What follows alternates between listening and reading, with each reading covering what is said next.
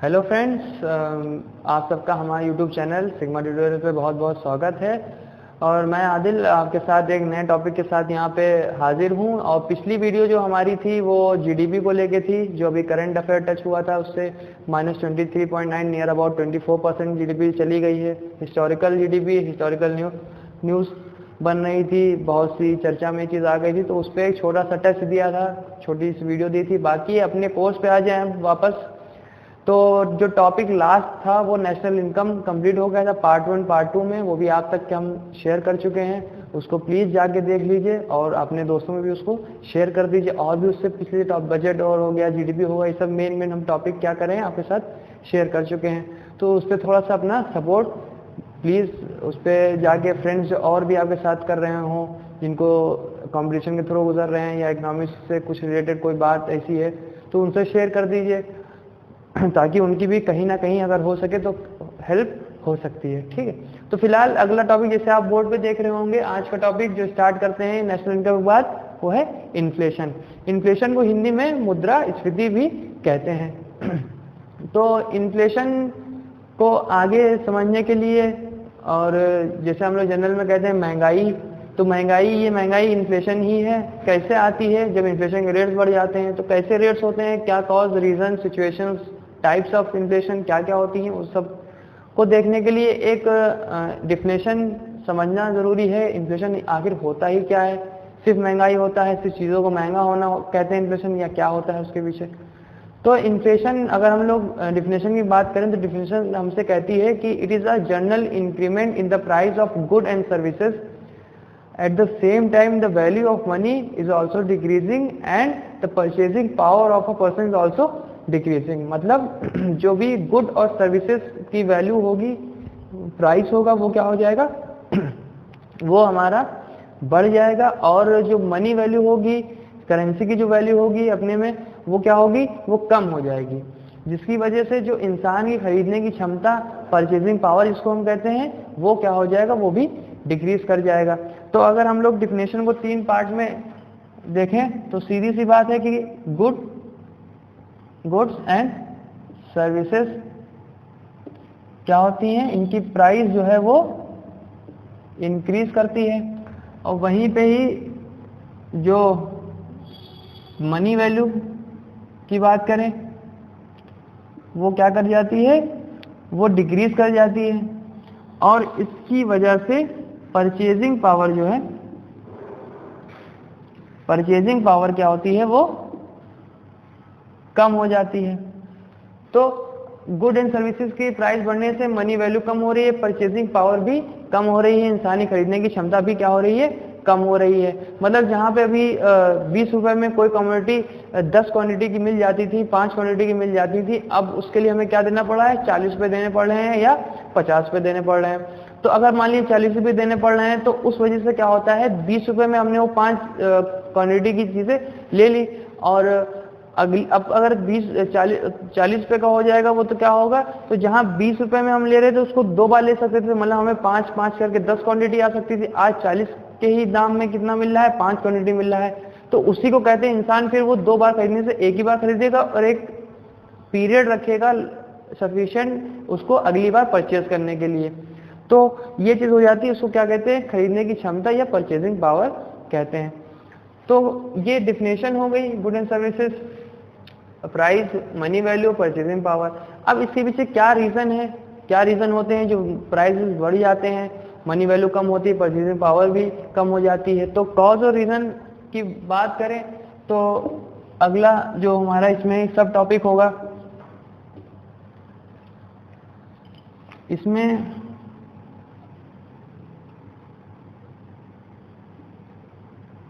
Inflation,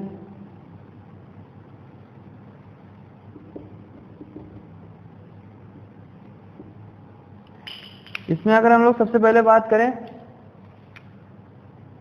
तो पहला होता है डिमांड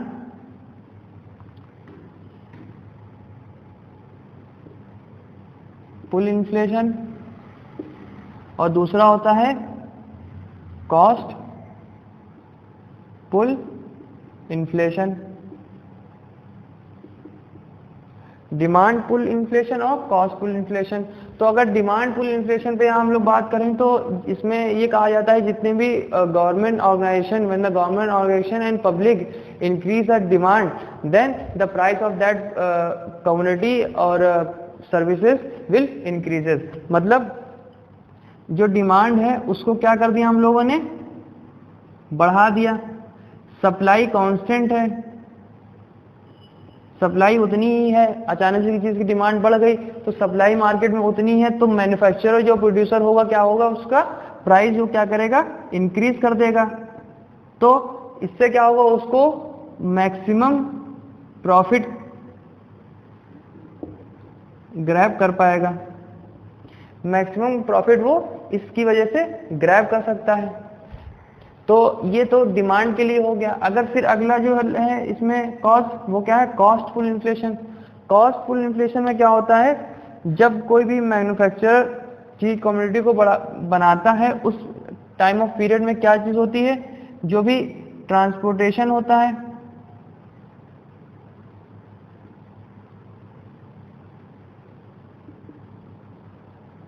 टैक्स लग जाते हैं, रेंट हुआ या लेबर के वेजेस हुए, सैलरीज हुई, रॉ मटेरियल,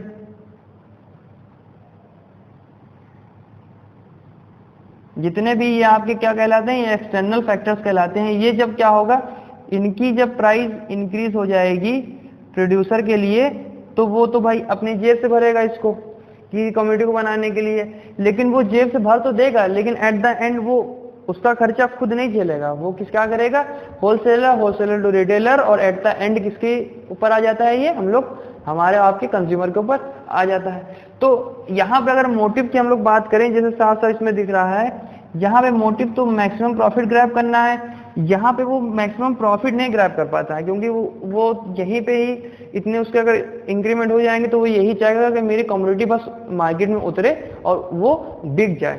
तो बस उसको क्या करना है, जो बैलेंस उसका जो बिगड़ जाता है,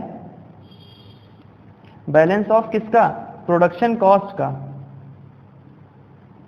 प्रोडक्शन कॉस्ट को, प्रोडक्शन कॉस्ट के जो होती है उसको बैलेंस करने के लिए वो क्या करता है, उसकी इंक्रीमेंट कर देता है। तो अल्टीमेट होता भी इसमें क्या है, जब इंक्रीमेंट कर दिया तो सीधी सी बात है, जो प्राइस ऑफ गुड होगी वो क्या हो जाएंगी, इंक्रीज हो जाएंगी पिछले के मुताबिक, और मनी वैल्यू डिक्रीज हो जाएगी, फिर वही परचेजिंग पावर क्या होगी, कम हो जाएगी। तो ये दो कॉज हो गए। कॉज के अगर कॉज की बात हम लोग बात करें, सिचुएशंस क्या क्या रहती हैं इन्फ्लेशन में, तो अगला वो देख लीजिए।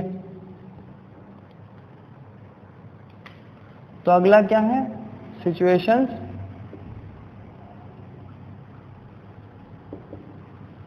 Situations of inflation.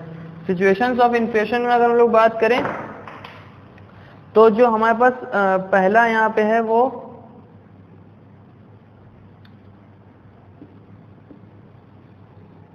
Bottleneck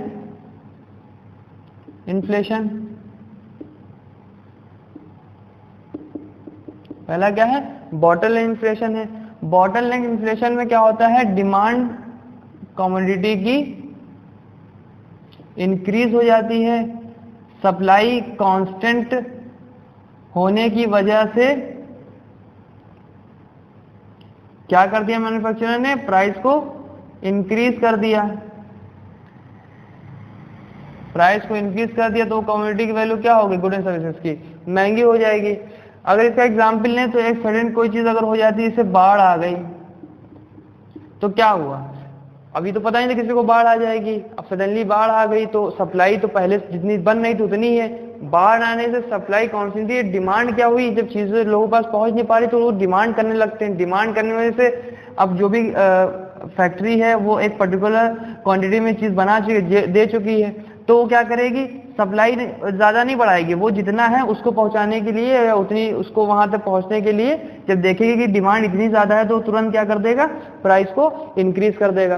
price को इंक्रीज कर दिया यहाँ पे, तो ये किसमें आ गया, इन्फ्लेशन यहाँ क्रिएट हो जाएगा, और ये किस टाइप का हो जाएगा, बॉटलनेक में आ जाएगा। यही चीज अगर हम लोग कहें, इसी चीज को अगर हम फॉर लॉन्ग पीरियड की बात करें, फॉर लॉन्ग पीरियड की बात करें तो इसको हम लोग क्या कहते हैं, कोर इन्फ्लेशन, जो हमारा क्या हो जाएगा, सेकंड सिचुएशन बन जाएगी।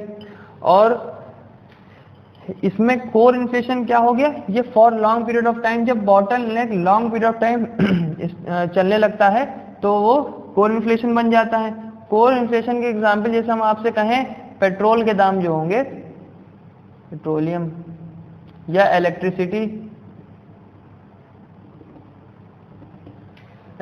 हो गई, तो ये क्या हो गया, अब इलेक्ट्रिसिटी पेट्रोलियम जैसे आप लोग जनरल, तो पेट्रोलियम क्या हो गया, धीरे धीरे क्या होते हैं, इनके इंक्रीज होते जाते हैं, वापस आने के चांसेस बहुत कम रहते हैं, तो for long period of time हो गया, तो ये किस में आ गया, कोर इन्फ्लेशन कहलाता है। अगर इसकी स्थापना की बात करें कोर इन्फ्लेशन की, तो एक इकोनॉमिस्ट थे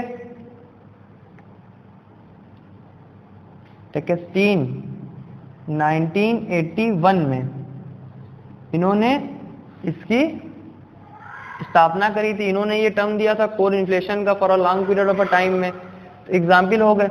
अच्छा, यही चीज जो बॉटलनेक हो गई तो लॉन्ग पीरियड है, और अगर फॉर शॉर्ट पीरियड की बात करें, शॉर्ट पीरियड की बात करें तो ये क्या कहलाएगा, ये हेडलाइन में आ जाएगा, headline inflation. For short period of time में क्या आ जाएगा, हेडलाइन इन्फ्लेशन से वो जाना जाएगा। इसमें एग्जांपल फूड ले लीजिए, एनर्जी ले लीजिए, कभी प्याज जैसे फूड में हो गया तो क्या होगा, प्याज कभी महंगा हो जाता है, हफ्ता 2 हफ्ता 3 हफ्ता, उसके बाद अपने रेट पे आ गया। और उसके बाद आलू है या कोई फूड की चीजें हो गई, एनर्जीज हो गई, वो क्या होती हैं, for short period of time के लिए महंगी हो जाती हैं। तो ये सिचुएशंस जो हमने आज देखा है 3 टाइप की, बॉटलनेक, कोर इन्फ्लेशन, इनके एक स्टीन जो 1981 में इन्होंने टर्म दे दिया था, for long period of time के लिए कोर बन जाता है, for short period of time के लिए क्या बन जाता है, हेडलाइन बन जाता है। इसमें एग्जाम्पल की अगर हम लोग बात करें तो ये लिख लीजिए, बता दिया है क्या है, फूड हो गए और एनर्जी से रिलेटेड जितनी चीजें हो गई, ठीक है। तो अब ये हो गया, सिचुएशन हो गया। इसके बाद जो अगली वीडियो, अगला पार्ट 2 हम लोग आपके साथ शेयर करेंगे, उसमें टाइप्स ऑफ इन्फ्लेशन होगा, कैलकुलेशन ऑफ इन्फ्लेशन होगा, ठीक है। तो तब तक के लिए इसको देखिए, सिचुएशंस हो गई थी, और कॉज को देखिए, डिफिनेशन क्या है। तो अगली वीडियो अगले इसी के टॉपिक नहीं चेंज होगा, मतलब इसी के एक नेक्स्ट लेवल के साथ। तब तक के लिए थैंक यू सो मच।